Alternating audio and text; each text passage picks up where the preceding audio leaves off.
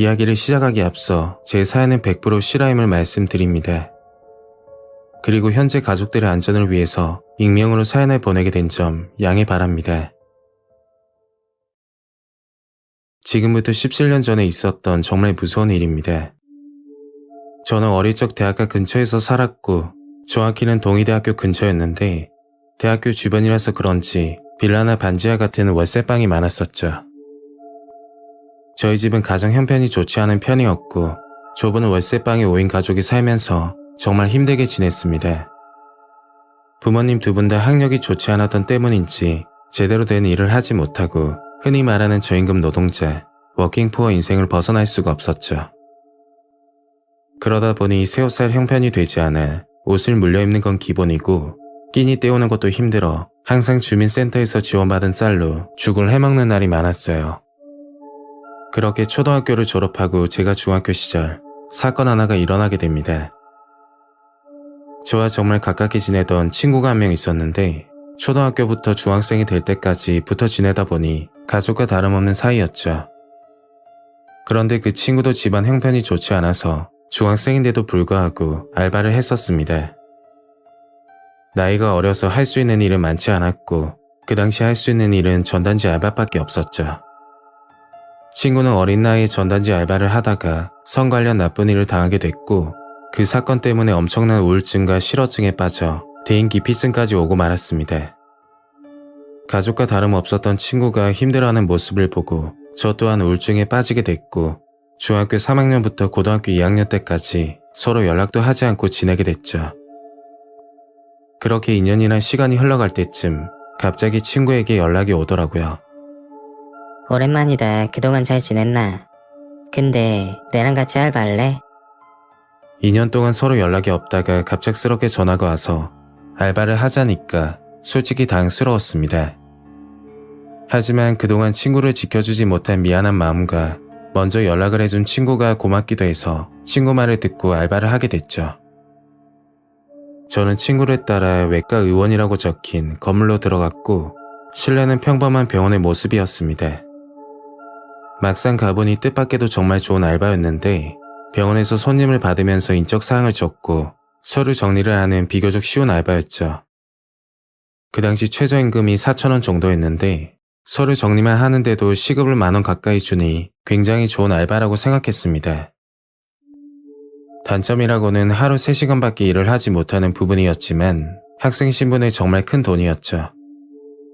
저는 친구에게 괜한 오해를 한 것 같아 미안하기도 하고 오랜만에 연락이 와서 좋은 알바까지 소개해주니 정말 고마웠습니다. 저희들은 일주일에 2번, 주말에만 알바를 했고 그 돈으로 분식집도 가고 쇼핑몰에 들려 구경도 하면서 예전처럼 친구와 가깝게 지냈죠. 그리고 친구가 한창 힘들 때 옆에서 지켜주지 못해 미안하다며 사과를 했고 다시 예전처럼 돌아간 것 같아서 정말 행복했습니다. 하지만 그 행복은 오래가지 못했죠. 주말 알바를 끝내고 평일이 되어 학교 수업을 듣고 있었는데 알바하는 곳에서 전화가 오더라고요. 수업 중이라 전화를 받지 못했고 쉬는 시간에 제가 전화를 걸었더니 돈을 줄 테니까 헌혈을 해줄 수 있냐고 묻는 겁니다. 그래서 저는 헌혈은 돈을 안 받고도 하는 거니까 좋은 일 한다고 생각하고 알겠다고 했죠. 그날 병원을 가서 헌혈을 했고 50,000원이라는 큰 돈을 받았어요.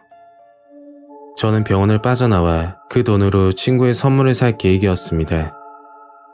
근처 액세서리 샵에 들려 부모님 선물과 친구에게 줄 선물까지 사고 메모지에 편지까지 써서 주말에 주려고 준비했죠. 그리고 다음날 학교에 있을 때 모르는 번호로 전화가 오더군요.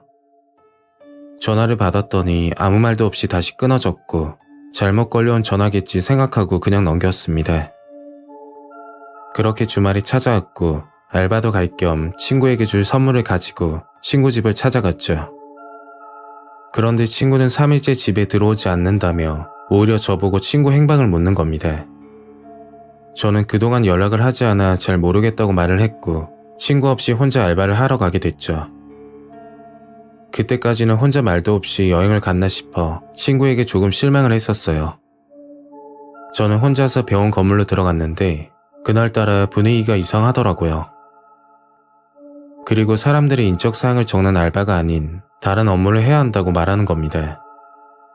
무슨 일을 하냐고 물었더니 저를 수술실로 데려가 수술 보조를 하라는 거였죠. 저 그런 거 해본 적도 없고 사람 피 보는 것도 무서워서 못하겠어요. 그냥 집으로 갈게요. 그 말을 끝내고 집으로 가려는데 그 순간 갑자기 멍해지면서 바닥에 쓰러졌습니다. 시간이 얼마나 지난지도 모르겠고 한참 뒤 눈을 떠보니 처음 보는 이상한 방에 누워있더라고요. 나가려고 주변을 살폈지만 창문도 없고 문 하나 달린 구조라 밖에 누가 있는지 확인할 수가 없었습니다. 그래도 여기에 계속 있다가는 정말 큰일 날 것 같아서 문을 살짝 열었더니 다행히 아무도 없더군요. 그리고 병원 복도를 지나 창문 밖을 봤는데 벌써 해는 져버린 상태였고 꽤 오랜 시간 누워있었다는 생각이 들었습니다. 딱히 제 몸에 상해도 없었고 그냥 몸이 안 좋아서 기절한 거고 병원 직원들이 여기로 옮겨놓은 거라 추측했죠. 저는 집으로 가려고 병원 정문을 향해 걸어가는데 아래층인지 어디인지는 정확히 모르겠지만 사람들 말소리가 들리는 겁니다. 무슨 말을 하는지 들어보니까 사람들의 방으로 유인해서 가스를 틀어 기절시키고 보통은 한 방에 묶어서 감시하는데 저는 성폭행을 해야 돼서 순서를 기다리고 있다는 내용이었죠. 그제야 제 옷을 살폈더니 속옷이 없었고 시계와 목걸이까지 사라진 상태였습니다. 진짜 큰일 나겠다 싶어 계단을 내려가는데 야, 거기 안 서? 어떤 남자가 소리를 지르며 저를 향해 뛰어오는 겁니다. 계단으로 내려가면 분명 잡힐 거라 생각하고 저는 2층에서 창문으로 뛰어내렸죠. 뛰어내리면서 다리가 삐끗했는지 엄청나게 고통스러웠지만 잡히면 죽을 수도 있겠다는 무서움 때문에 앞만 보고 달렸습니다. 그때 뒤에서 그 남자가 말을 하더라고요. 너 지금 도망치면 네 친구 죽는다. 저는 그게 무슨 말인지 생각할 틈도 없었고 오로지 살아야겠다는 생각밖에 없었죠. 무사히 빠져나와 근처 파출소로 가서 경찰에게 자초지종을 설명했고 경찰은 병원으로 출동한다는 말을 듣고 저는 집으로 들어갔습니다. 집으로 들어가 부모님께 말씀드렸더니 깜짝 놀라시더군요. 그리고 다음날 경찰에서 연락이 왔고 전화를 받자마자 정신과 상담을 받은 적이 있냐면서 묻는 겁니다.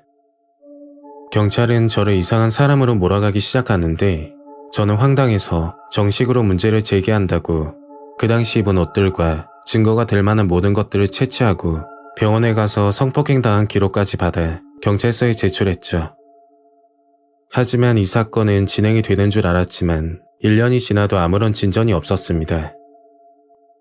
중간에 수사관이 바뀌었다는 말만 들은 채 사건은 흐지부지 되었고 해당 병원은 아무 일이 없다는 듯이 영업을 하고 있었죠. 심지어 병원 위치가 외곽 변두리에 있는 것도 아니고 도로변에 떡하니 위치하는 병원입니다. 상호명은 없이 간판에 외과 의원이라고만 돼 있었고 실제 운영을 하는 병원이며 구급차도 존재했어요. 분명 경찰서에서 친구 관련 이야기도 알고 있었고 뭔가 있는 것 같았지만 사건은 더 이상 진행되지 않았습니다. 친구는 실종 상태고 제 피해 사실 또한 진행이 되지 않는 게 이해가 가지 않았죠. 지금은 타 지역으로 왔지만 문제의 그 병원은 제가 부산을 떠나기 직전까지도 영업을 한 상태였고 현재도 영업을 하고 있을 거라 생각합니다. 환자들 인적사항만 받고 검사를 하는 것만 봤지 실제 수술하는 것은 본 적이 없고 도대체 그 병원은 무슨 목적으로 그 많은 사람들이 다녀갔는지 알 수가 없습니다. 경찰서에 연락해서 알아봤지만 계속 수사관이 바뀌었다는 말만 들었고 최근에 들었던 내용은 다른 곳으로 사건이 이송되었다는 말을 듣게 됐죠. 이게 어떻게 가능한 건지 모르겠는데 지금까지도 정말 미스터리한 사건입니다. 친구의 행방은 여전히 실종 상태고 사실상 사망을 생각한다고 하더군요. 친구 부모님은 현재도 친구를 찾는 중입니다. 저는 그때 어떤 선택을 했어야 했을까요? 제가 다시 그 병원으로 돌아갔더라면 저와 친구는 무사히 빠져나올 수 있었을까요? 저는 이 사건을 겪고 나서 아직도 병원 관련 일은 절대 하지 못합니다. 사건은 장기 미해결 사건으로 분류된다고 들었고 결국 어떠한 조치도 없이 끝나버리게 됐죠. 17년이 지난 지금까지도 그날 진실이 무엇일지 정말 궁금하고 아직도 그때만 생각하면 눈물이 납니다.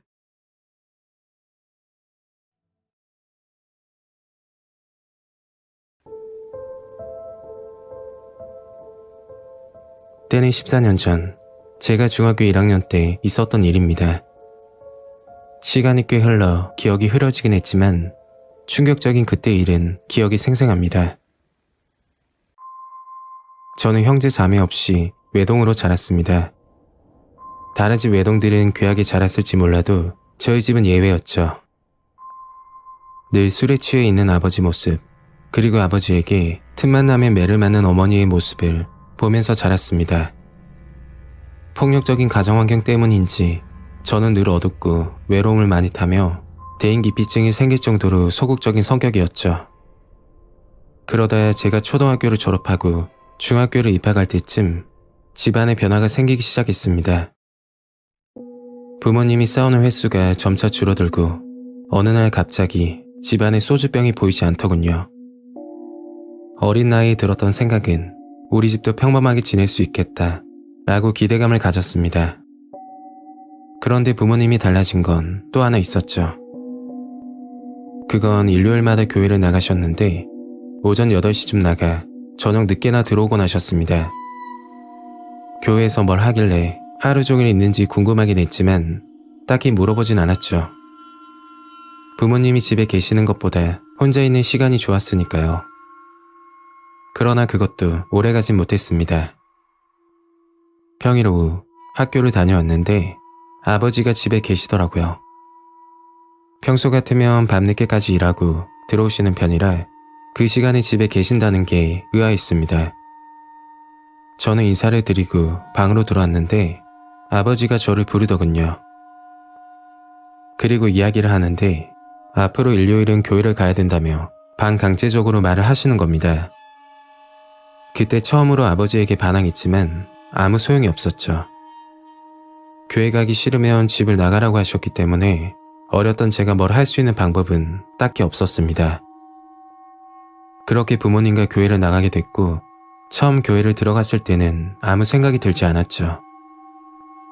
그냥 여기서 나가고 싶은 마음이 컸기 때문에 사람들이 무슨 말을 하든 아무 관심이 없었습니다.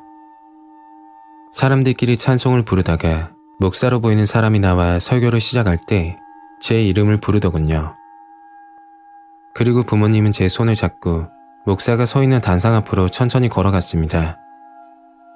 목사는 저를 한참 쳐다보다가 한마디 하더라고요. 건강하게 잘 컸다고 말을 하는데 분명 이상한 느낌을 받았죠. 보통 어른들이 많이 컸다라고 말을 하는 것과 분명 다른 느낌이었습니다. 그리고 목사는 부모님을 보고 신앙이 좋다면서 칭찬을 하기 시작했죠. 그때 부모님의 모습은 지금도 잊을 수 없습니다. 목사 앞에서 무릎을 꿇고 고개를 숙이면서 감사하다고 말을 하는 부모님을 보고 당황스러웠죠. 예배는 11시가 돼서 마무리가 됐고 그 길로 집으로 가나 싶었지만 그게 아니었습니다. 점심을 먹고 나서 오후 예배를 한다고 하더군요. 교회 안 조그만 식당이 있었는데 거기서 모여 밥을 먹고 1시가 가까워졌을 때 부모님과 같이 본강당으로 들어갔죠. 그런데 오후 예배는 오전과 달리 부모님은 본강당에서 저는 제 또래들이 있는 다른 곳에서 한다고 하더라고요. 본강당에서 2층으로 올라가면 다른 강당이 또 하나 있었는데 거기에는 저와 비슷한 또래 여자아이들이 수십 명가량 앉아 있었습니다. 그리고 오전 예배에서 봤던 목사가 들어오더군요. 목사는 옆에 있던 전도사에게 귓속말로 이야기하더니 전도사는 주머니에서 번호표를 꺼내 한 장씩 주는 겁니다. 하얀색 종이에 숫자만 적혀있는 종이었는데 제 번호는 8번이었죠. 그 종이를 들고 강당에 앉아있는데 목사가 말을 하기 시작했습니다. 숫자에 지명된 사람은 신의 축복을 받은 사람이라고 앞으로 나오라고 하더군요. 그리고 숫자를 부르기 시작했고 피해가나 싶었지만 마지막으로 8번을 부르는 겁니다. 5명을 호명했는데 그중 제 번호가 나온 거죠. 5명은 목사 앞으로 다가갔고 나머지 앉아있던 아이들은 다른 강당으로 내려가더군요. 목사는 강당에 있는 쪽문으로 한 명씩 들어오라고 했죠. 저는 마지막 차례라 기다리면서 살펴봤는데 한 명이 들어가면 대략 20분 정도 있다가 나오는 것 같았고 방에서 나오면 전도사와 함께 다른 곳으로 내려갔던 것으로 기억해요. 한참을 기다리다가 제 차례가 돼서 방으로 들어갔죠. 지금으로 따지면 원룸방 같은 규모에 바닥에는 매트가 한 장 깔려있고 다른 특이점은 없었습니다. 목사는 저를 보고 매트에 누우라고 했고 그때까지는 시키는 대로 했었죠. 그리고 기도를 해야 된다며 눈을 감으라고 하는 겁니다. 기도 중 중간에 눈을 뜨면 큰일 나니까 옆에 있던 손수건을 가지고 와서 눈을 묶더군요. 한참 기도를 하다 손에 뭔가 이상한 게 만져졌고 어렸던 저는 그게 뭔지 그때 몰랐습니다. 지금에서야 이야기하는데 그건 목사의 그것이었죠. 그날부터 부모님과 교회를 다녀야 했고 오후 예배 때 다시금 제 숫자가 뽑힌 적이 있었습니다.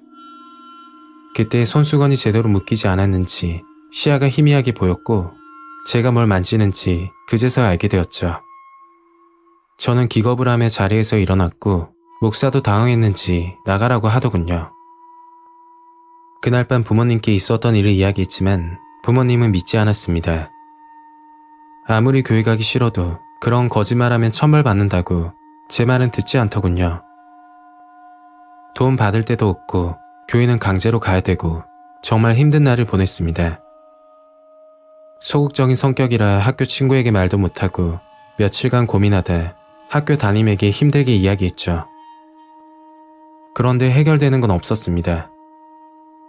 담임은 아버지와 통화를 했지만 오히려 아버지는 화를 내시며 부모랑 같이 교회를 가는데 그런 일이 말이 되냐고 따지셨죠. 저는 졸지에 거짓말쟁이가 되어버렸고 부모님은 목사를 너무 신뢰하는 탓에 아무것도 믿지를 않으셨습니다. 그 후로 1년간 교회를 다녔고 어느 날 사건이 터지게 되죠. 목사가 사기 범죄로 인해서 구속이 되었는데 그 실체는 정말 악질이었습니다. 교회라는 명목하에 신도들에게 헌금을 받고 있었는데 한 사람당 헌금 목표액을 정해주면서 그 목표액에 달성하면 큰 보상이 있다고 말을 했다고 했죠. 신도들은 대출까지 받고 더 이상 대출이 불가능하게 되자 사채까지 빌렸다고 했습니다. 그 신도 중에 저희 부모님도 예는 아니었죠. 아버지 월급은 전부 헌금으로 냈고 유일하게 있던 집까지 담보를 잡아 돈을 빌렸다고 했습니다. 결국 집은 경매로 넘어가 가족들이 뿔뿔이 흩어지게 되었죠. 아버지는 공사장 기숙사, 어머니는 식당 쪽방에서, 저는 청소년 보호시설에서 지냈습니다. 현재는 방을 얻어 혼자 지내고 있는데 가끔가다 아버지가 연락이 와서 미안하다고 용돈을 주셨죠.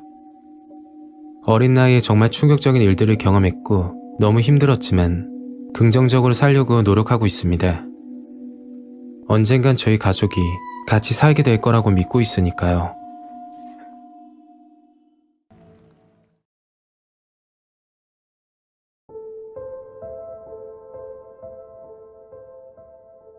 때는 6년 전 부산에 거주할 때 있었던 일입니다. 구서동에 위치하는 모 오피스텔에서 정말 소름 돋고 섬뜩한 일이 있어서 제보를 하게 되었습니다. 시간이 꽤 지났는데 그때 트라우마인지 가끔 뒤를 쳐다보는 게 습관이 되었네요. 지금은 타 지역에서 일을 하고 있지만 그 당시 부산대 근처에서 돈가스 집을 운영하고 있었습니다. 물론 저 혼자 했던 건 아니고 중학교 때 친했던 친구와 동업을 한 거였죠.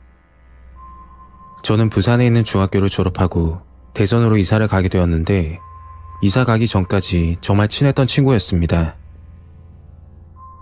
20대가 돼서 그 친구와 연락을 하게 되었고 부산대 근처에서 돈가스 집을 같이 해보자고 제안을 한 거였죠. 솔직히 장사를 한다는 게 쉽지 않은 일이고 자신은 없었지만 친구에게 설득을 당해 시작하게 되었습니다. 친구는 구서동에 위치하는 오피스텔에서 지내고 있었고 자연스레 그곳에서 같이 살게 되었습니다. 친구도 이사 온 지가 얼마 되지 않아서 주변에 뭐가 있는지 잘 모르더군요. 그래서 그날 밤 친구와 산책도 하고 맥주도 마실 겸 오피스텔 주변에 뭐가 있는지 알아보기로 했습니다. 경비실이 없는 오피스텔이라 그런지 아니면 구석진 곳에 위치해서 그런 건지 보증금과 월세가 딴 곳보다 저렴했다고 했죠. 근처 10분 거리에 편의점과 일반 마트가 있었습니다. 그리고 오피스텔 주변으로는 등산로가 보였고 공사를 하다가 중단된 것처럼 보이는 빈 공터도 있었죠. 전체적으로 보면 으슥하고 무섭다, 그런 분위기였습니다. 친구와 편의점에 들려 맥주를 사고 오피스텔로 향하는데 오피스텔 입구에서 원피스를 입은 여자가 가만히 서 있는 거였죠. 그때 뭔가 등골이 서늘한 그런 기분을 느꼈는데 아마 혼자였다면 오피스텔로 들어가지도 못했을 겁니다. 친구도 그 여자를 봤는지 제 손을 잡고는 아무 말도 안 하더군요. 오피스텔 입구가 점점 가까워지는데 원피스를 입은 여자는 미동도 없이 그 자리에 계속 서 있는 겁니다. 결국 그 여자를 지나쳤고 오피스텔 입구로 들어왔죠. 그리고 엘리베이터가 1층에 도착해서 문이 열리는데 정말 소름이 돋더군요. 엘리베이터 안쪽에 대형 거울이 하나 있었는데 그 거울에 그 여자가 쳐다보는 게 보이는 겁니다. 친구와 저는 급하게 문을 닫고 서둘러 집으로 들어왔죠. 오피스텔은 11층이었고 친구 집은 5층이었는데 베란다를 통해 밖을 보니 그제서야 그 여자는 다른 곳으로 걸어가더군요. 짧은 순간이었지만 친구와 저는 너무 무서워서 아무 말도 못했습니다. 그리고 며칠이 지나 정말 섬뜩한 경험을 하게 되었죠. 그날은 친구가 본가에 일이 있다고 해서 가게 마감을 부탁하고 먼저 퇴근을 했습니다. 그리고 본가에서 자고 온다고 하더군요. 둘이서 하던 일을 혼자 하다 보니 시간이 많이 지체되었고 가게 문을 닫은 시간은 저녁 11시가 조금 넘은 시간이었습니다. 택시를 타고 오피스텔 근처에서 내렸고 혼자서 맥주나 한잔 할까 하고 편의점으로 향했죠. 맥주와 안주거리를 사서는 오피스텔로 향하는데 멀리서 누가 서 있는 게 보이더군요. 거리가 가까워질수록 확연히 알 수 있었습니다. 며칠 전 친구와 봤던 원피스를 입은 여자였죠. 정말 소름 돋았던 게 며칠 전에 봤던 그 위치와 똑같은 위치에 서 있는 거였고 역시나 미동도 없이 가만히 서 있었습니다. 너무 무서워서 친구에게 전화를 걸었고 친구는 집 들어갈 때까지 전화 끊지 말고 자연스레 들어가라고 하더군요. 그 여자와 점점 가까워졌고 천천히 그 여자를 지나쳐 오피스텔 입구 비밀번호를 누르는데 그 여자가 보고 있는 게 느껴지더군요. 그때 무슨 용기였는지 모르겠는데 뒤를 돌아보며 말했습니다. 저기요, 여기 사시는 분 아니죠? 뭘 보는 거예요? 그러니까 그 여자는 아무 표정 없이 저를 계속 쳐다보더군요. 현관 입구가 열리고 들어가는데 갑자기 그 여자가 따라 들어오는 겁니다. 다행히 엘리베이터는 1층에 위치하고 있었고 빠른 걸음으로 탑승하고 닫힌 버튼을 미친 듯이 눌렀습니다. 그리고 그 친구에게 그 여자가 따라 들어왔다고 말을 하는 순간 닫히던 엘리베이터 문이 열리는 거였죠. 문 밖에는 그 여자가 서 있었고 너무 놀라서 휴대폰을 떨어뜨렸습니다. 떨어진 충격으로 액정이 나간 건지 휴대폰은 먹통이 되어버렸고 그 여자는 엘리베이터에 탑승을 하더군요. 그리고서는 층수를 누르지도 않고 가만히 서 있는 겁니다. 엘리베이터 문은 닫히고 저는 5층은 눌렀죠. 단둘이 엘리베이터에 있는 것도 무서운데 유리거울에 비친 그 여자 표정이 너무 섬뜩했습니다. 제가 본 기억으로는 미소를 짓는 표정이었는데 그 순간은 귀신보다 더 무섭다는 생각이 들었죠. 5층에 도착해서 문이 열리고 빠른 걸음으로 현관으로 가서 비밀번호를 누르면서 뒤를 봤는데 그 여자가 엘리베이터에서 내려 저를 보고 있더군요. 선선한 가을 날씨였는데 식은땀이 날 정도로 무서웠습니다. 무사히 집으로 들어갔고 10분쯤 지나서 초인종이 울리더군요. 혹시 그 여자일까 싶어서 인터폰을 봤는데 그 여자는 아니었고 문 앞에는 경찰관 두 분이 있더군요. 친구는 저와 전화가 끊어지자 걱정이 돼서 신고를 했다고 했죠. 경찰관에게 있었던 일을 이야기하고 무서웠던 그날은 그렇게 마무리되었습니다. 그리고 며칠 후 자세한 내막을 알게 되었죠. 오피스텔 주변에서 원피스를 입은 여자를 봤던 사람들이 꽤 있었다고 하는데 신고가 여러 차례 들어왔었다고 하더군요. 그 여자는 정신적으로 문제가 있다고 했고 남을 해치거나 폭력적인 행동은 보이질 않아서 경찰 측에서 주의만 주고 있었다고 합니다. 친구는 오피스텔 관리인에게 자초지종을 이야기하니 이미 알고 있는 내용인 듯 말을 했다고 하더군요. 1년 전부터 오피스텔 근처에 이상한 여자가 있다는 연락을 받았고 관리인은 경찰에 신고도 하고 여러 가지 조치를 취했다고 합니다. 그래도 해결책이 보이지 않았고 관리인은 그 여자분 가족들과 연락까지 했다고 하더군요. 여자분 사정은 이랬습니다. 교통사고로 한쪽 눈을 잃고 나서 정신이 이상해졌고 그 후로부터 여자들 눈만 보고 다닌다고 했죠. 그리고 그 여자와 눈이 마주치면 그때부터 쫓아온다고 합니다. 다른 곳도 많은데 오피스텔 근처만 맴도는 이유는 알 수 없다고 하더군요. 한 달 정도 지나 친구와 저는 다른 곳으로 이사를 하고 나서 별탈 없이 잘 지냈죠. 너무 무서웠던 경험이지만 한편으로는 안타까운 생각도 들었습니다.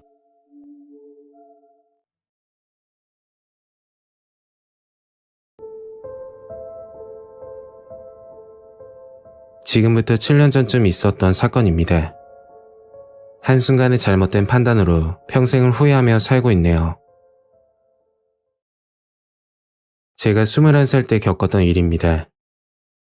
그 당시 학교를 휴학하고 신검을 받고 난 뒤 군 입대를 기다리고 있었죠. 입대를 앞두고 있어서 그랬던 건지 이상하게 기분이 우울하더군요. 그래서 기분 전환도 할 겸 친구들과 여행을 하기로 했고 1인당 10만원씩 회비를 걷어 부산으로 1박 2일 계획을 세웠죠.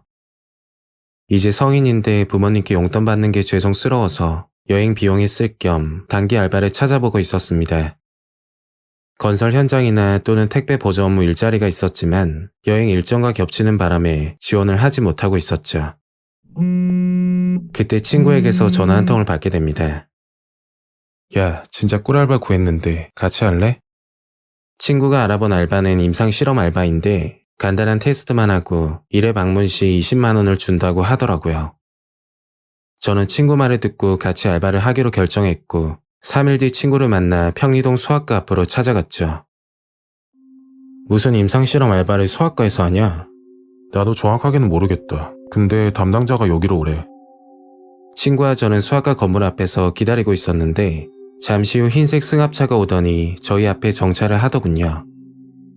그리고 여자가 차에서 내리더니 알바 지원을 했냐고 물었죠. 저희들은 승합차에 타게 됐고 차 안에는 저희 또래로 보이는 남자들이 타고 있었습니다. 저희 포함 총 6명이 타고 있었고 이동하는 동안 설문지를 한 장씩 주면서 설명을 해주더군요. 자, 설문지 읽어보시고 해당하는 부분에 체크하시고 각자 사인해주세요. 설문지에는 현재 복용하는 약이 있는지, 수술한 경험은 있는지 이런 질문들이 있었고 아래에는 어떤 부작용이 있어도 책임지지 않는다는 문구가 적혀 있었습니다. 그걸 보고 겁이 나서 물어봤죠. 저 부작용이라면 자세히 어떤 걸 말하는 거예요? 아, 걱정하지 마세요. 부작용은 거의 없다고 보시면 돼요. 굳이 말하자면 감기 몸살 정도? 여자가 웃으면서 말을 하길래 별일이야 있겠나 싶어 그냥 넘겼죠. 그렇게 꽤 먼 거리를 이동했는데 어디로 가냐고 물었더니 팔공산 근처에 임상시험센터가 있다고 하더군요. 1시간이 조금 넘어 비포장길로 들어가더니 차를 세우고 말했죠. 자, 여기서는 걸어가야 되니까 차에서 내리세요. 여자는 차에서 내려 앞장서서 걸어가고 저와 친구 그리고 나머지 남자들은 여자를 따라 이동했습니다. 주변에는 아무도 없는 벌판이었고 조금 걸어가니 3층 건물 하나가 보였죠. 저희들은 그리로 들어갔고 실내는 평범한 병원의 모습이었습니다. 보통적으로 임상실험은 대학병원에서 하는 걸로 알고 있었는데 뭔가 불법적인 느낌이 들어 물어봤죠. 여기가 어디예요? 원래 임상실험은 병원에서 하는 걸로 들었는데. 저희가 원래 경대병원 소속인데요. 이번 테스트는 특별히 중요한 거라 여기서 따라가게 됐어요. 그 말을 하면서 경대병원 출입증 카드를 보여주는 겁니다. 뭔가 찜찜하긴 했지만 믿을 수밖에 없었죠.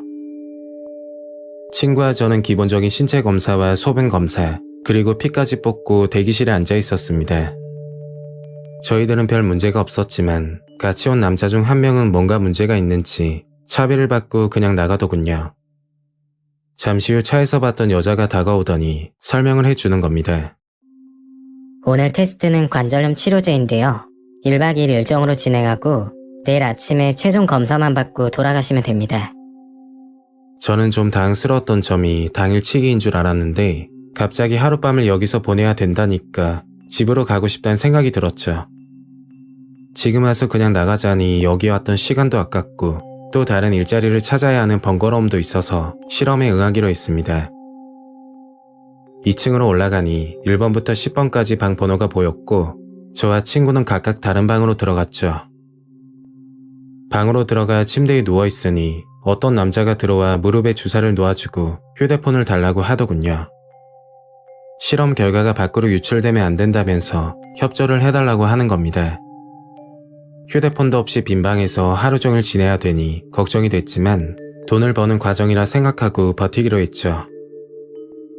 정확한 실험 테스트를 위해서 공복을 유지해야 되는데 밥도 못 먹고 휴대폰도 없으니 할 게 없더라고요. 그리고 다른 방에 있는 친구와 접촉하면 안 된다고 문까지 잠그고 나가 말 그대로 감옥에 있는 것과 마찬가지였습니다. 지금 생각하니 말도 안 되는 환경에서 실험을 받은 거지만 그 당시는 그런 알바가 처음이어서 다들 그렇게 하는 줄 알고 있었죠. 침대에 누워 천장만 보고 있다가 저도 모르게 잠이 들었고 눈을 떴을 때는 새벽 2시가 넘어가고 있었습니다. 그때 거실 복도에서 이상한 소리가 나더라고요. 뭔가 바닥에 끌고 가는 소리와 흡사했고 저는 호기심에 문 앞으로 다가가 귀를 기울였죠. 그러니까 미세하게 사람 말소리가 들리는 겁니다. 야, 살살 좀 해. 다 들리겠다. 사람들 깨기 전에 빨리 옮기자. 대충 이런 내용이었고 안에서 밖을 볼 수 없는 문이라 확인은 불가능했죠. 다음날 오전 친구를 만났고 마지막 검사를 끝내고 알바비를 받았습니다. 그리고 집으로 가려고 하는데 저와 친구를 제외하고 실험을 했던 남자 3명 중 1명이 보이질 않더군요. 그래서 먼저 집으로 돌아갔나 보다 생각하고 저는 친구와 집으로 향했습니다. 집으로 가면서 친구에게 물어봤죠. 야, 어제 새벽쯤에 무슨 소리 못 들었냐? 친구는 전혀 모르는 눈치였고 저는 집에 도착해서 어머니께 크게 혼이 났습니다. 말도 없이 외박을 했으니 많이 걱정하셨겠죠. 그런데 그게 문제가 아니었습니다. 다음날 자고 일어났더니 주사를 맞은 다리에 통증이 생기기 시작했는데 처음에는 주사를 맞으면서 생긴 근육통이라고 생각했고 심하게 아픈 것도 아니었기 때문에 병원은 가지 않았습니다. 그런데 점점 통증이 심해졌고 도저히 안 되겠다 싶어 집 근처 병원을 찾아갔죠. 집 근처 병원에서는 단순 근육통이라 진단하고 약을 줬지만 한 달이 넘도록 통증은 지속되었습니다. 결국 큰 병원을 찾아가 정밀 검사를 받았는데 믿을 수가 없는 일이 벌어졌죠. 검사 결과는 다리 근육이 괴사되어 절단을 해야 한다고 하더라고요. 어쩔 수 없이 한쪽 다리를 잃게 되었고 저는 평생 장애를 안고 살게 되었습니다.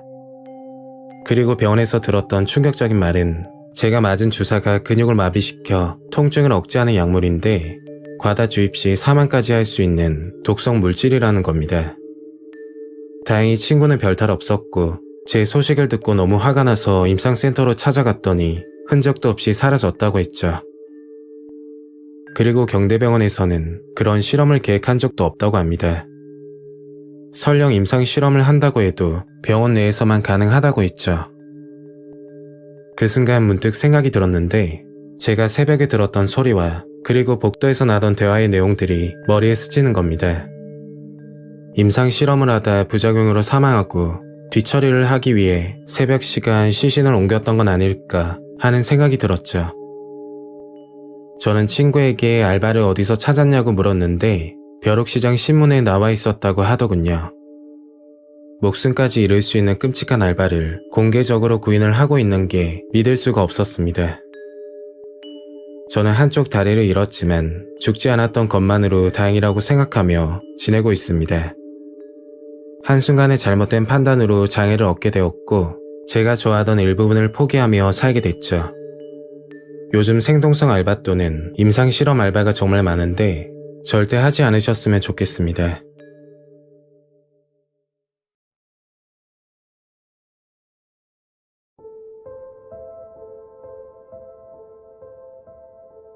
때는 5년 전 원룸에 자취할 때 있었던 일입니다. 아직까지 그때 생각만 하면 소름이 돋거나 합니다. 더 끔찍한 건 아무것도 모르고 거주하고 계시는 분도 분명 계시겠죠. 제 이야기를 들으시고 집안을 유심히 살펴보시길 바라겠습니다. 저는 포항에 있는 고등학교를 졸업하고 부산 대운동에 위치하는 대학교에 들어가게 되었습니다. 아시다시피 포항에서 부산까지 학교를 다닐 수 없기 때문에 학교 기숙사를 이용할까 생각하고 있었죠. 그런데 주변 지인들이 공용 생활은 불편하다며 기숙사 비용으로 학교 주변 원룸을 들어가는 게 더 낫다고 하더군요. 한참 고민하다가 결국 원룸을 구하기로 결정했죠. 그날 학교 근처 원룸촌을 지나가다 보증금 50만 원에 관리비 포함 월세 15만 원, 아주 저렴한 방을 찾게 되었습니다. 전봇대에 종이 전단지 하나가 붙어 있었는데 풀옵션에 집주인과 직접 계약하는 부분이라 수수료도 없다는 게 저에게는 최고의 조건이었습니다. 전화하면서도 이미 계약된 방이라고 할까봐 긴장이 되더군요. 안녕하세요. 전단지 보고 전화 드렸는데 방 있나요? 다행히도 계약 전이라고 하더군요. 저는 서둘러서 방을 본다고 했고 그날 오후쯤 집주인과 약속을 잡고 방을 보러 갔습니다. 집주인은 60대 정도로 되어 보였고 인상이 좋은 아저씨였죠. 그리고 방을 보고 나서 한 번 더 놀라게 되었습니다. 솔직히 보증금과 월세가 저렴하니까 큰 기대는 안 하고 갔었는데 완전 신축은 아니지만 정말 깨끗하더군요. 혹시나 하는 마음에 집주인 아저씨에게 물어봤습니다. 저 실례지만 월세가 저렴한데 이유라도 있나요? 학교 근처니까 학생들 이용하라고 싸게 내놓은 거지. 하면서 말씀하셨습니다. 저는 부모님께 말씀드리고 원룸을 계약했죠. 부모님도 저렴하게 잘 구했다고 하셨고 집주인 아저씨도 정말 친절하게 대해주셔서 모든 게 잘 풀릴 줄만 알았습니다. 원룸은 4층 건물에 한 층당 3가구가 살고 있는 구조였습니다. 저는 3층 301호에 들어갔고 엘리베이터가 없는 건물이라 이사 당일 집주인 아저씨가 많이 도와주셨습니다. 그렇게 원룸을 계약하고 대학 생활을 하고 있던 도중 한 달 정도가 지났을 때였죠. 평소 같으면 학교 끝나고 항상 술자리가 있었습니다. 그런데 그날은 피곤하기도 해서 저녁 일찍 귀가하게 되었죠. 저녁을 먹고 나서 10시쯤 됐을 겁니다. 맥주를 한잔하면서 TV를 보고 있는데 초인종 소리가 나더군요. 현관문으로 다가가서 누구냐고 물으니까 학생, 집주인 아저씨야. 문을 열어주었고 집주인 아저씨는 화장실 배관 점검을 해야 돼서 잠시 들렀다고 하더군요. 그리고 화장실로 가더니 이것저것 확인을 하셨습니다. 저는 뭐라도 대접해야 할 것 같아서 냉장고에 있는 음료를 꺼내드렸고 집주인 아저씨는 배관을 점검하면서 물어보시더군요. 학교 생활은 어떻고 남자친구는 있냐는 그런 질문. 저는 거리낌 없이 질문에 답해 주었고 10분가량 화장실에서 점검을 하시다가 배가는 괜찮다고 하시더군요. 그리고 나가시면서 한마디 하셨습니다. 학생, 너무 짧게 입고 다니면 위험해. 딸 같아서 하는 말이야. 집주인 아저씨는 며칠 전 원룸 현관에서 저를 보셨는데 치마가 너무 짧아서 걱정을 하셨다고 하더군요. 집주인 아저씨는 나가셨고 저는 TV를 보다 잠이 들었죠. 일주일 정도 지나서 좀 이상한 일이 생겼습니다. 아침부터 몸살 기운이 심해서 학교 결석까지 하고 방에서 누워 있었습니다.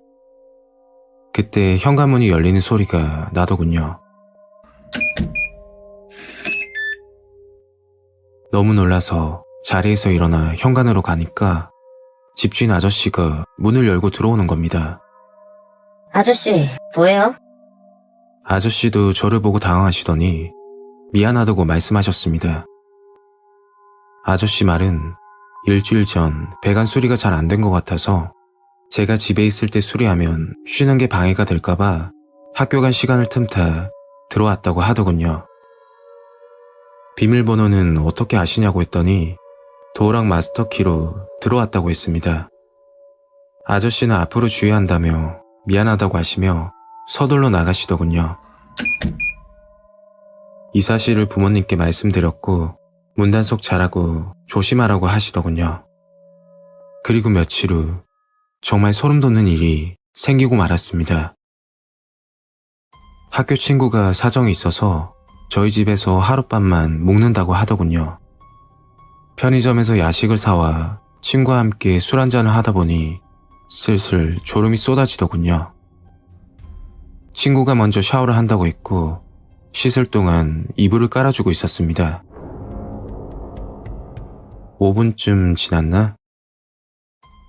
갑자기 화장실에서 비명 소리가 나는 겁니다. 깜짝 놀라서 화장실로 들어가니 친구가 손가락으로 어딘가를 가리키고 있는 거였죠. 위치는 화장실 천장 모서리 부분이었는데 그곳에 이상한 불빛이 보였습니다. 급하게 의자를 가지고 와서 확인했더니 정말 소름이 돋더군요. 아주 작은 카메라 같이 보였는데 언제부터 설치되어 있었는지도 몰랐습니다. 저는 집주인 아저씨에게 연락을 하려고 하니까 친구가 전화기를 가로채며 말하더군요. 야, 이거 집주인이 그랬을 수도 있잖아. 하면서 곧장 경찰서에 신고하라고 했죠. 잠시 후 경찰이 도착했고 이미 예상은 했지만 화장실에 있던 건 USB가 달린 소형 카메라였습니다. 경찰 조사 후 몰카 설치를 했던 범인은 집주인 아저씨였고 이미 동일 범죄로 전과가 있다고 하더군요. 저렴한 반값으로 전단지를 붙여놓고 여학생들만 골라서 받는다고 했습니다. 그리고 더 소름 돋는 사실은 화장실 말고도 카메라가 추가로 설치되어 있던 거였죠. 형광등에 조그만 구멍이 나 있었는데 자세히 보니까 빨간 불빛이 들어와 있었습니다. 여학생들이 혼자 살다 보니까 형광등이 나가게 되면 집주인 아저씨가 직접 갈아주셔서 전혀 눈치를 채지 못했던 것 같습니다. 혼자 사는 여성분들은 집주인에게 마스터키가 있는지 꼭 여쭤보시고 집안을 한 번 더 확인해 보시길 바라겠습니다.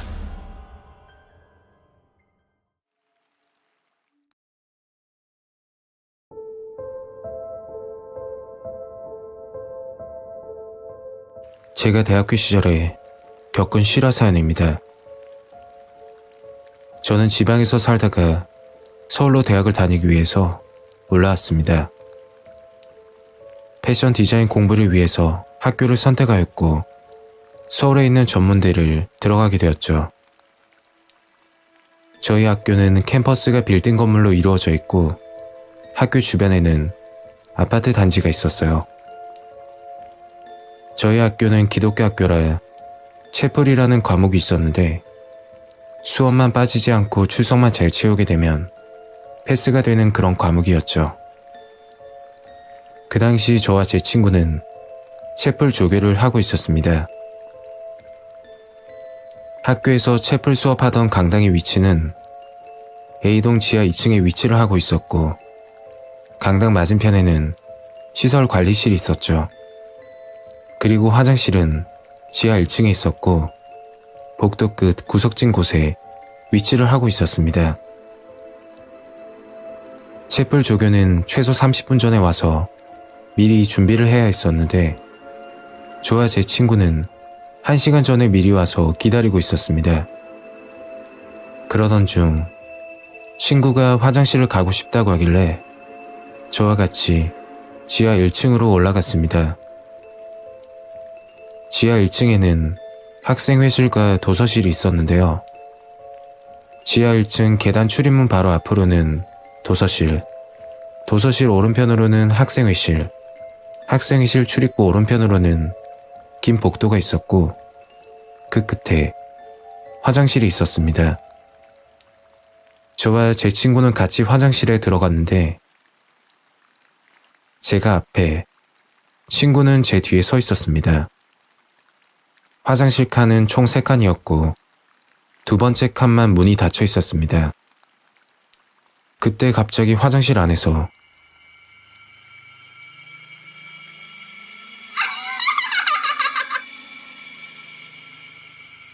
여자의 앙칼진 웃음소리가 들렸습니다.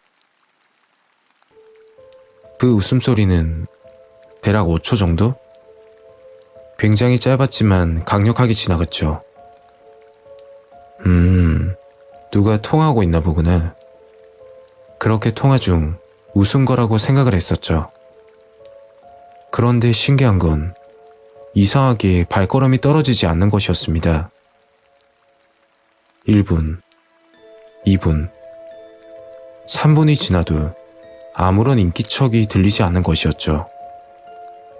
그때 제 뒤에 있던 친구가 저한테 말을 하는 겁니다. 방금 너가 웃은 거야? 그래서 저는 응?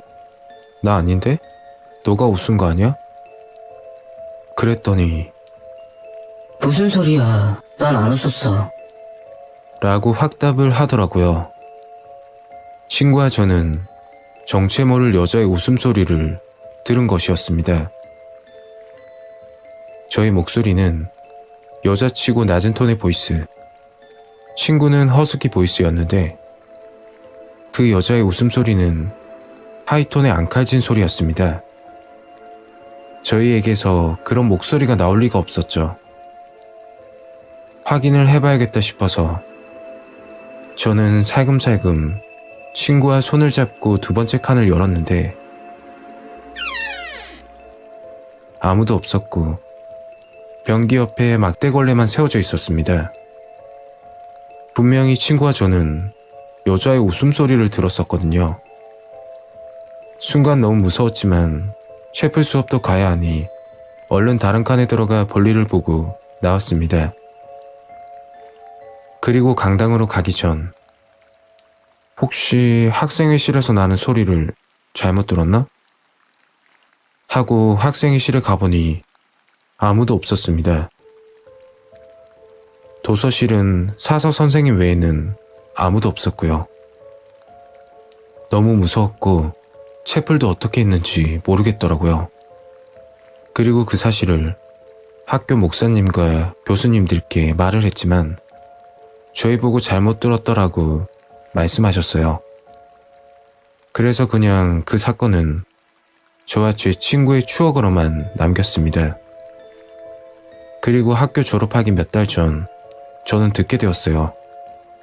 저희가 웃음소리를 들었던 그 화장실에서 다른 여학생들도 웃음소리를 들었다는 것이었죠. 학교가 밤 10시가 넘으면 이상한 여자가 돌아다닌다는 소문도 퍼지기 시작했죠. 어느 날 졸업을 앞두고 교수님이 저를 부르시더니 섬뜩한 이야기를 하나 해주시더라고요.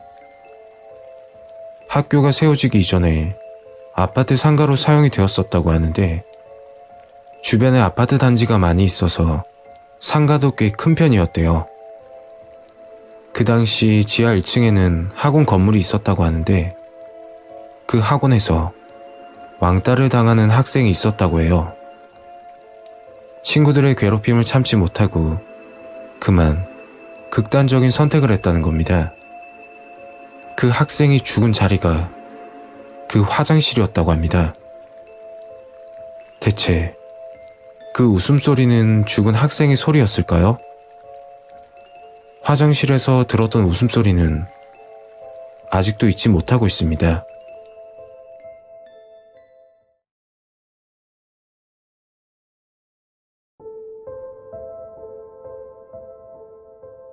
벌써 6년이나 지난 일인데 사연을 보낼까 말까 하다 많은 고민을 했어요. 정말 충격적인 사건이었고 왜 그런 선택을 했는지 정말 이해가 가지 않습니다. 지금부터 6년 전 12월 30일 친구와 20대 마지막을 보내기 위해서 부산 기장으로 놀러가게 되었습니다. 한 달 전부터 여행 계획을 세웠고 학창시절 가장 친했던 친구와 둘이서 하는 여행이었죠. 일정은 30일부터 1일까지 2박 3일이었는데 해돋이까지 보고 올라올 예정이었어요. 펜션에 도착해 짐을 풀고 간단하게 라면을 먹고 나서 한숨 자고 일어났더니 벌써 저녁 시간이 다 되어갔죠. 남자끼리 펜션 가면 딱히 할 건 없잖아요. 뭐 저희도 별다를 건 없었고 20대 마지막이라고 해서 평소와 다른 것도 아니었습니다. 앞자리가 바뀌는 나이라 그런지 기분이 우울해서 친구와 술을 마시며 옛날 이야기를 나눴고 감성에 취했는지 겨울 바다를 보러 나갔죠. 나가자마자 너무 춥고 바람이 불어서 야, 안 되겠다. 그냥 들어가자. 하고 펜션으로 들어가는데 펜션에서 나오는 여성분과 어깨가 부딪히는 사고가 발생했습니다. 제가 여성분을 보지 못하고 들어가면서 여성분이 들고 있는 휴대폰이 바닥에 떨어져 액정이 나가버린 거죠. 너무 죄송해서 몇 번이나 사과드리고 보상을 해드리기로 했습니다. 그 사건으로 연락처를 주고받았는데 서로 연락을 하다 보니 여자분과 점점 가까워졌고 결국 사귀는 사이가 됐죠. 저는 대구에 거주하고 여자친구는 부산에 살아서 장거리 연애라고 할 수는 없지만 그래도 가까운 거리는 아니다 보니 자주 만나기가 힘들었어요. 우여곡절이 있었지만 여자친구와 1년간 만났고 여자친구는 다 좋은데 한 가지만 고치면 좋겠다고 늘 생각을 하고 있었습니다. 그건 욱하는 성격이었죠. 사람마다 화가 나면 하는 행동들이 다양하겠지만 여자친구는 유독 심했어요. 한 번은 모텔에 가서 배달 음식을 주문했는데 가게 실수로 음식이 잘못 온 적이 있었습니다. 가게로 전화했고 기사분이 음식을 다시 가져다 주셨는데 기분이 나빠서 못 먹겠다고 성질을 내더니 본인 화를 이기지 못하고 모텔 TV와 거울을 주먹으로 내리쳐 손이 찢어지는 사고가 난 적도 있죠. 그렇게 미친 듯이 날뛰고 나서 언제 그랬냐는 듯 엄청 순해지는 성격이었습니다. 물론 연애 초반에는 그러지 않았고 사귄 지 반년 정도 지났을 때 그런 행동이 시작됐죠. 한번 그러기 시작하더니 점점 폭력적으로 변했고 만나기가 무서워지더라고요. 그런 이유 때문에 헤어지자고 몇 번 통보했지만 그럴 때마다 집까지 찾아와 밤새 울고 빌고 그게 통하지 않으면 갑자기 차에 뛰어든다며 협박까지 했죠. 정말 믿기지 않겠지만 싸울 때마다 드라마 한 편 찍는 기분이었어요. 여기까지는 저와 둘 문제니까 헤어지면 해결이 되는 거고 이게 끝이라면 사연을 보내지 않았겠죠. 그리고 정말 무서운 사건은 여자친구와 400일 때 시작됩니다. 그날 여자친구와 부산 서면에서 데이트를 하고 있었는데 처음 보는 남자가 의도적으로 밀치고 가더군요. 사람이 붐비는 것도 아니었고 충분히 비켜갈 수도 있음에도 제 어깨를 치고 간 겁니다. 기분이 좋지 않았지만 술에 취한 취객이라 생각하고 그냥 무시했는데 그때 옆에 있던 여자친구가 그 남자에게 다가가 욕을 하기 시작했죠. 차마 여기에 쓰기도 힘든 욕인데 1년 넘게 만나면서 폭력적인 모습은 봤어도 욕을 이렇게 하는 건 또 처음이었어요. 그만하라고 여자친구를 말리고 있는데 그 순간 그 남자가 여자친구 뺨을 때렸고 저는 화를 참지 못하고 그 남자와 싸우게 됩니다. 결국 지나가는 행인분들이 말려 싸움은 종료됐죠. 자기야, 괜찮아? 병원 다녀와서 경찰에 신고하자. 그러니까 여자친구는 절대 신고하지 말라고 하는 겁니다. 왜 그러냐고 하니까 그냥 경찰서 들락날락 하는 게 귀찮다고 하더라고요. 그렇게 400일 데이트는 싸움만 하다 끝이 나버렸고 며칠이 지나 충격적인 소식을 듣게 됩니다. 여자친구 어머니에게 걸려온 전화인데 안 말리고 뭐 했냐고 언성을 높이며 말씀하셨죠. 네? 그게 무슨 말씀이세요? 저는 그날 퇴근하고 집에 있었는데요. 그날 여자친구는 어머니에게 저를 만난다고 말했다고 합니다. 그리고 집으로 나간 지 2시간쯤 흘러 서면 술집에서 검거되었다고 했죠. 제목은 살인 미수라고 하던데 거기까지 이야기를 듣고 전화를 끊었습니다. 일주일이 지나 자세한 이야기는 여자친구의 절친에게 듣게 됐고 모든 사항을 듣고 나니 여자친구를 떠나 사람이 무섭다는 걸 다시 한번 느꼈죠. 그날 여자친구는 친구를 만나 놀 계획이었는데 여자친구의 절친이지만 부모님은 이 친구를 만나는 걸 굉장히 싫어했다고 합니다. 그래서 거짓말로 저를 만난다고 했고 서면 시내를 걷고 있는데 갑자기 멈칫하며 어떤 남자를 유심히 봤다고 하더라고요. 옆에 있던 친구가 뭘 보고 있냐고 물었더니 아무 말도 없이 어디론가 미친 듯이 뛰어갔다고 합니다. 친구는 당황스러워서 그 자리에 가만히 서 있었는데 10분쯤 지나 숨을 헐떡이며 다시 돌아와 조금만 기다려달라고 말했답니다. 그리고 여자친구는 술집으로 들어가 술을 마시고 있는 어떤 남자를 흉기로 수차례 찔렀다고 하더군요. 불과 집에서 나간 지 2시간 만에 일어난 일이라고 했죠. 여자친구는 현장에서 바로 검거됐고 흉기에 찔린 남자는 400일 데이트 때 저희에게 시비를 걸었던 남자였습니다. 여자친구가 어떻게 그 남자 얼굴을 기억하고 있는지 이해가 가질 않아서 절친은 친구에게 물었는데 사실 저와 만나기 전에 사귀었던 전 남자친구라고 말했죠. 전 남자친구를 만날 때는 싸움을 하다 칼부림까지 일어났는데 신고를 하지 않아 그냥 넘어갔던 겁니다. 그날 여자친구는 술집에서 전 남자친구를 목격했고 얼마 전 제 어깨를 치며 시비를 걸었던 일이 생각나 곧장 다이소로 가서 칼을 구입했다고 했죠. 그리고 저를 지켜준다는 이유로 그 남자를 죽이려고 했다고 합니다. 주변 사람들이 말려 미수에 그쳤지만 무방비 상태로 칼에 찔려 전치 8주가 나왔다고 했죠. 결국 여자친구는 실형을 살게 됐고 그 후로 연락은 끊어졌습니다. 아니 일부러 끊었다고도 볼 수 있죠. 혹시나 집에 찾아올까봐 이사까지 했으니까요. 현재는 정말 착한 아내와 결혼 생활을 하고 있지만 아내에게조차 말하지 못한 이야기입니다. 혼자서 담고 있으려니 답답하기도 하고 이제 기억에서 지우고 싶은 생각도 들어 사연을 보냅니다. 여러분들도 살면서 많은 사람을 만나겠지만 사람만큼 무서운 것도 없으니 정말 조심하시길 바랍니다. 오늘 이야기는 여기까지입니다. 구독과 좋아요 잊지 않으셨죠? 다음 영상으로 또 뵐게요. 감사합니다.